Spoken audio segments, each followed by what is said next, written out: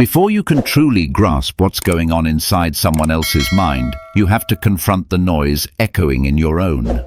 This isn't some feel-good philosophy, it's the hard truth. Your thoughts, your triggers, your need to be right, to be liked, to be safe. These don't just affect how you feel, they shape how you see. When your inner world is unsettled, you're not observing others clearly. You're watching them through the fog of your own emotion. That's not reading people, that's reading your fears. The real art of understanding people doesn't begin with clever questions or psychological hacks. It starts in silence. The kind of silence that Stoic philosophers trained for, where your ego steps aside and your attention becomes razor sharp. When your mind is steady, like still water, it becomes a mirror. And in that reflection, the truth of others begins to appear, without force, without effort. You see not just what they say, but what they mean, not just how they act, but what they carry. But the world doesn't teach you this. The world tells you to talk louder, be quicker, get the upper hand. And that noise, it drowns out everything subtle, everything real. If you've ever felt like people are wearing masks and you can't quite see through them, this video is for you, because we're going to peel back the layers, not by looking harder, but by listening deeper. We'll get into what Stoic clarity really means, how to calm your mental waters, and how that stillness makes you sharper than any trick or tactic ever could. If this kind of content speaks to something in you, if it brings you value or shifts how you see the world, there's a simple, free way to show it. All I'll ask is that you hit that subscribe button. That's it. It helps more than you know, and it lets us keep diving deep into things that actually matter. Now, let's get into it. Because reading minds doesn't start with them. It starts with you. So the first skill, the foundational skill, is stillness. Not the passive kind that numbs or avoids, but the living, aware kind that watches with full presence. It's not about freezing or zoning out. It's the kind of stillness that sharpens your senses, widens your field of attention, and removes the static of your own ego. No judgment, no need to fix, defend, or prepare a clever reply. Just presence. Carl Jung once said, "Who looks outside, dreams. Who looks inside, awakes." This type of stillness is the beginning of that awakening. Not through introspection alone, but through the disciplined act of not reacting. To truly listen, your mind must stop racing to respond. Have you ever sat with someone, not just hearing them talk, but actually feeling the rhythm of their voice, the way their breath changes when they touch something raw, the silence they sit in before they finally reveal something real? Those moments are rarely loud. They don't come wrapped in perfect sentences. They live in the hesitations, the flickers of discomfort in someone's posture, the shift in tone so small you could miss it if your mind is elsewhere. But most people do miss it, not because those signs are buried, but because they're not quiet enough inside to notice. Our culture teaches speed. It praises the quick comeback, the instant analysis. But wisdom doesn't rush. Socrates taught that the unexamined life is not worth living. And yet, how many of us rush through conversations without ever examining what's underneath the surface of another's words? Stillness, real stillness, gives you a pause, a space between their truth and your reaction. And in that pause, something powerful happens. You begin to see the person in front of you, not as a character in your own story, but as someone unfolding in real time with their own rhythms and reasons. It's tempting to think we need more information to understand people, more words, more explanation. But often, it's the restraint, the quiet, that reveals the most. Plato believed that silence gives consent, but it also gives something else: clarity. In silence, the truth of another person isn't forced out. It rises naturally. They sense you're not rushing to evaluate them, that you're actually there, and in that safety, they drop the mask, sometimes without realizing it. The irony is, the more you practice stillness, the more you begin to notice what was always there. The micro-expressions, the nervous habits, the stories behind the stories. You begin to feel when someone's words don't match their body. You don't need to analyze it, you just sense the dissonance. That's because your mind is no longer cluttered with your own projections. You're not overlaying your fears or fantasies onto the person. You're simply seeing. Aristotle once said, "Knowing yourself is the beginning of all wisdom." That applies just as much to reading others. When you're anchored in stillness, you start catching your own impulses. The quick judgments, the need to be right, the subtle ways you interrupt or steer the conversation back to you. And when you notice those patterns in yourself, they start losing power. You don't speak just to fill space anymore. You don't listen just to respond. You show up differently, and people feel it. There's a kind of reverence in that, a respect not just for the other person, but for the truth that silence can hold. The absence of noise doesn't mean the absence of meaning. It means you're making room for something deeper to emerge, something unfiltered, unperformed. When someone feels truly seen, without commentary or correction, they begin to show you who they are. Not because they want to impress you, but because they finally feel safe enough to be real. That's what stillness offers. Not emptiness, but clarity. Not passivity, but presence. And in a world addicted to distraction, that kind of attention is rare. It's powerful. It's the beginning of understanding someone, not just through what they say, but through what they reveal, when you've quieted enough to hear it. Reading people begins where your story ends. You can't truly understand someone if your mind is still writing its own script in the background, rehearsing comebacks, clinging to assumptions, or waiting for a chance to turn the spotlight back on yourself. That constant inner narration keeps you from seeing what's really in front of you. It distorts everything. To read someone clearly, you have to drop the story you're telling yourself and just observe. But what does that mean? What exactly are you observing? Everything, and not in some vague, mystical way. I'm talking about the real physical signals that most people overlook. It's not just about the words someone says, it's about what lives between those words. The pause before they answer a difficult question, the way their voice drops when something personal comes up, the flicker in their expression when they hear something that touches a nerve. These details aren't hidden, they're just quiet. And if your mind is loud, you'll miss every single one. We've all been taught to focus on the face value of words, but the truth is, people often say what they think they're supposed to say, what they believe will protect them, please you, or avoid conflict. It's the body that tells the truth. The body can't keep up the act. There's always a giveaway.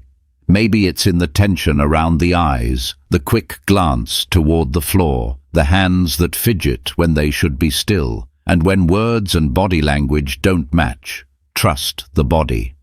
Aristotle once said, "We are what we repeatedly do." And that's not just about habits. It applies to how people reveal themselves. Repeated discomfort in the same areas, a pattern of withdrawal when emotions rise. These aren't one-time glitches. They're signals. And the more you pay attention, the clearer they become. It's not about decoding people like a puzzle. It's about watching long enough to see what doesn't change when the mask slips.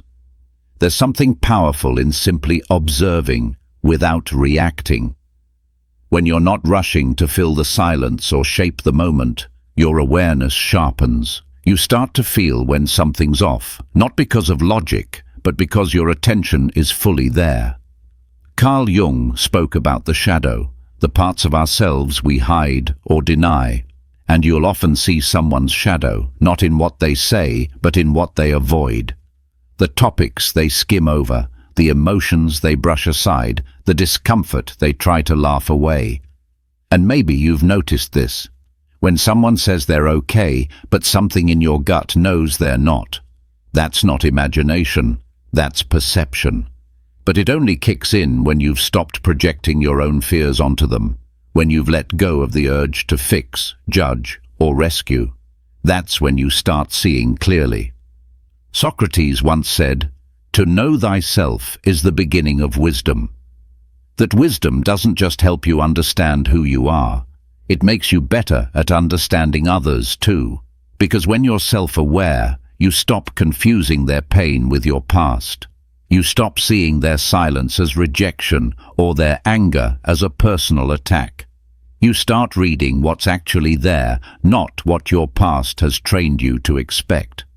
Reading people isn't about being clever. It's about being present. It's not something you force. It's something you allow. You don't need to figure someone out in a minute. Just notice. Quiet your inner world, and the outside world starts speaking volumes. Not always in words, but always in truth. People can lie with language. They can say, "I'm fine," with a calm tone, a smile, and perfect timing, while everything else in their body tells a different story. The shoulders fold in, not from comfort, but from withdrawal. Their laughter sounds right, but their eyes stay still, lifeless, disconnected. They nod at your words, but their body is already facing the exit. These are not random gestures, these are signs, clear ones, if you're paying attention. The untrained eye looks for words, the trained one looks for truth. And truth often lives in what's unspoken. Plato once said, "All learning has an emotional base." And emotional truth can't be faked for long. It leaks out, not through loud announcements, but through posture, breath, and nervous tension. So if you want to get better at reading people, stop focusing only on what they say. Start focusing on what they show. But here's the thing. Before you can read anyone else, you have to be honest about your own signals. That's where it begins. You have to become the observer of yourself. How does your body change when you're pretending everything's okay? What does your face do when you're trying not to cry? Notice the way your jaw tenses when you're hiding anger, the way your hands fidget when you feel exposed. These small behaviors are your tells. And once you learn your own, you'll start seeing them in others, not through effort, but through recognition. Carl Jung once said, "Until you make the unconscious conscious, it will direct your life, and you will call it fate." That includes the unconscious movements of your body, the things you've been doing for years without even realizing. Your body remembers everything, even when your mind tries to forget, and so does everyone else's. The more honest you are with your own body's truth, the more easily you'll spot the same in others. Reading people isn't about mind games. It's about paying attention to the parts of communication most people overlook. Think about it. When someone you know walks into a room and says they're okay, but you feel they're not, that's not magic. That's presence. That's you catching the misalignment between what they're saying and what they're showing. The more still you are inside, the louder those subtle signals become. And it's not about over-analyzing every move someone makes. It's about seeing patterns over time. That's where the real story unfolds, not in a single twitch or glance, but in the way those behaviors repeat when emotions rise. Socrates taught that an unexamined life is not worth living, and if you're not examining your own signals first, your interpretation of others will always be tinted with bias, assumption, or projection. So you start by watching yourself. You study your reactions, your tension, your deflections, not to criticize, but to understand. The more clearly you see your own habits, the more those patterns start to make sense when you see them in the people around you. Their silence won't confuse you. Their forced smile won't fool you because you've seen it before in yourself. This kind of awareness doesn't just make you more observant, it makes you more compassionate. When you recognize someone else's mask, you don't tear it off. You understand why it's there. You've worn one too, and that understanding, that calm presence, is what draws people out. Not pressure, not questioning, just your quiet ability to see beyond the surface without judgment. Reading others starts with reading yourself. The body speaks, always. It's your job to learn the language, not to manipulate, but to connect. Because behind every movement, every pause, every shift in energy, there's a story waiting to be seen. Self-awareness sharpens external awareness. It always starts with you. The clearer you are about your own habits, your reactions, your emotional patterns, the easier it becomes to spot those same things in other people. But if you've never stopped to notice what your body does when you're anxious, or how your tone shifts when you're hiding something, then your ability to read others will be shaky at best. You'll be guessing, and guessing, especially when it comes to human behavior, is dangerous. You might mistake silence for rejection or confidence for arrogance. What you see in others will always be filtered through what you haven't yet faced in yourself. So when you're with someone, really with them, slow down. Drop the urge to steer the conversation or fill the silence. Pay attention to the space before anyone speaks. That space holds more than we give it credit for. There's energy in a room that changes, even if nothing is said out loud. The way someone's body shifts when a certain topic comes up. The subtle tension in the air that no one wants to name. You don't have to label it, just notice it, because understanding doesn't begin with conclusions, it begins with feeling. And no, this isn't about reading minds or using tricks to get inside someone's head. It's much simpler and much harder.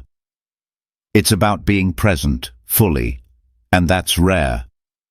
Most people aren't really there in conversations. They're distracted, waiting to speak, scrolling their thoughts like a phone screen. But presence? Presence is different. It's not loud. It doesn't push. It doesn't perform. It just listens. Carl Jung once said, "The meeting of two personalities is like the contact of two chemical substances. If there is any reaction, both are transformed." But for any true reaction to happen, both people must be fully there. People don't open up because you say all the right things. They open up when they feel safe. And safety often comes from silence, not speech, from the kind of attention that doesn't pressure or probe, just sits quietly and allows real presence, doesn't chase answers. It gives someone room to reveal themselves if and when they're ready. And when that happens, it's not because of something clever you said. It's because you stopped trying to be clever at all. Think back. When was the last time someone looked at you with no agenda, no performance, no distraction, when they weren't waiting to prove a point or one-up your story? That kind of attention is powerful. You trusted them, didn't you? Not because of what they said, but because of what they didn't need to say. They weren't trying to be impressive. They were just there. That's when you opened up. Not because they demanded it, but because their stillness invited it. And that's the paradox. The less you try to read people, the more you end up seeing. Not because you're working harder, but because you've stopped interfering. You've stopped reaching, guessing, pushing. And now the truth has space to speak, but it doesn't shout. It never does. It whispers in body language, in the slight change in rhythm, in the avoidance of a topic. You don't catch those things when you're rushing. You catch them when you're quiet. What's most revealing isn't found in big moments. It's found in repetition, in the patterns that emerge when someone thinks no one is watching. How they react to discomfort. Whether they always deflect emotion. Whether their energy shrinks when asked a vulnerable question. These are not isolated glitches, they're signals. Socrates believed that wisdom begins in wonder, and when you stop needing to label everything. Right away, when you sit in that wonder, you begin to see people, not as you wish them to be, but as they are. Anyone can appear calm once. They can hold it together during a quiet moment, give a kind word when it's easy, tell the truth when the stakes are low. That doesn't make them calm, kind, or honest. It just means they had one moment where everything aligned. But if they start breaking down when pressure shows up, if they lie when they feel cornered, deflect when emotions get close, or shrink the second someone sees through the surface, those aren't accidents. They're rhythms, patterns, and patterns always speak louder than isolated behavior. The mind, when pushed, reveals itself, not in the words we prepare, but in the things we repeat when we're uncomfortable. Carl Jung said, "Until you make the unconscious conscious, it will direct your life, and you will call it fate." People live out their unconscious habits like a script, over and over, especially when no one's watching. The way someone reacts to discomfort, how they avoid certain topics, the way they switch the subject every time emotions come up. That's not coincidence, it's communication. And your job isn't to label it or jump to conclusions. Your job is to observe, to witness, not from a place of control or judgment, but from presence. Let the patterns unfold. Let their choices stack up over time. One action might mean anything. Two might still be unclear. But 3, 4, 5, the rhythm becomes visible. That's when you start to understand how someone truly operates. Socrates once warned, "The only true wisdom is in knowing you know nothing." That includes people. If you try to define them too quickly, if you rush to pin down who they are based on one interaction, you'll likely get it wrong. Most of what we are isn't visible in a single conversation. Real understanding takes time. Let that be okay. And maybe you're wondering, what if I still misread? What if I get it wrong? Here's the thing. You will sometimes. Everyone does. We're not built to be perfect readers of people. We bring our own stories, our own triggers, our own past into every observation. But the goal isn't to be perfect. It's to be open, to pay attention, not with suspicion, but with curiosity, to let people show you who they are, not by what they say once, but by what they repeat without realizing it. Patterns don't lie. They may not always be loud, but they are honest. And when you stop pushing, when you stop rushing to define someone, those patterns begin to show themselves naturally. All you need to do is wait, let the rhythm speak. And when it does, believe it, not as a final judgment, but as a quiet truth that's been there all along, just waiting to be seen. Clarity isn't about being certain. It's not about drawing fast conclusions or figuring someone out in the first 5 minutes. Clarity is about being open. It means stepping into a moment without needing to be right, without rushing to define what something means. You don't read people by locking into your first impression. You read them by staying curious. Real curiosity isn't pushy. It doesn't try to finish people's sentences. It doesn't assume it already knows the answer. Curiosity is quiet. It listens beyond the surface. It hears what isn't being said. Carl Jung once said, "Everything that irritates us about others can lead us to an understanding of ourselves." That kind of understanding begins when we stop reacting and start exploring. When someone says, "I'm fine," but every story they tell drips with disappointment. Pay attention to the story, not just the summary. When they say, "I trust you," but suddenly dodge when you touch on something deep, listen to the shift in energy, not just the words. Truth rarely walks in wearing a sign. It hides in the little gaps, the contradictions, the places where what's said and what's shown don't quite line up. And contradiction, more often than not, is where the truth lives. Not because people want to deceive you, but because people are complicated. We're always balancing who we are with who we think we need to be. So, if you're only listening for consistency, you'll miss the real stuff. The uncertainty, the fear, the unfinished thoughts. Those are the pieces that matter. That's why you need something deeper than analysis. You need presence, a groundedness that doesn't move every time someone else's energy shifts, because the last skill, the one that pulls all the others together, is this: hold your center. If their anger makes you flinch, if their sadness drowns you, if their silence makes you spiral, you're not reading, you're reacting, and when you react, you lose the signal.